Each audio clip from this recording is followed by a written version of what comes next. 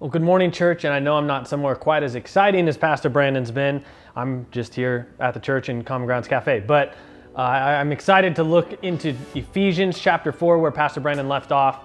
And what we're going to see here is there's a couple main ideas, and I'm going to focus more on the second one tomorrow. But I want to read verses 7 through 10, which say, "Now grace was given to each one of us according to the measure of Christ's gift. For it says, when he ascended on high, he took the captives captive, he gave gifts to people.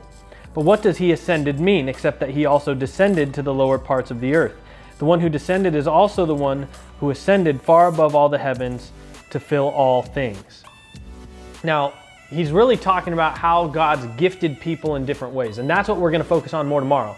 But what I wanted to focus on is, first off, the fact that Jesus, it talks about Jesus descending. Now, when Paul says, it says, he's actually referencing Psalm 68, verse 18, where it says almost exactly that. Now, he's taking it in a different way than a lot of the Jewish people thought it meant, but he's saying it's referring to Jesus, the fact that he descended from heaven to come to earth in the first place.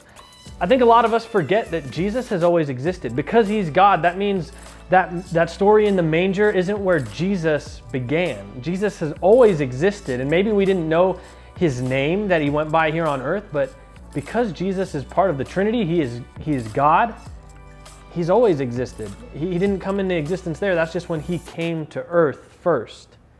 And so when it talks about him descending, it's basically saying he came down to our level and was born and lived that life. The next important part that I think we need to focus on in these verses in particular is the fact that it says he fills all things, meaning the gifts that we're going to talk about tomorrow, they're from God. It's because of who he is. His Holy Spirit enters us and gives us the gifts that we even have to use in the church, and that to use to serve him and to point others to him. That it's God working through us. And so we're going to talk a lot more about those gifts tomorrow, but I hope that's an encouragement to you that Jesus has always existed. I think that's an important thing for us to remember, but also that it's him who empowers us to do the work of the Lord. It's God working through us that accomplishes his plan.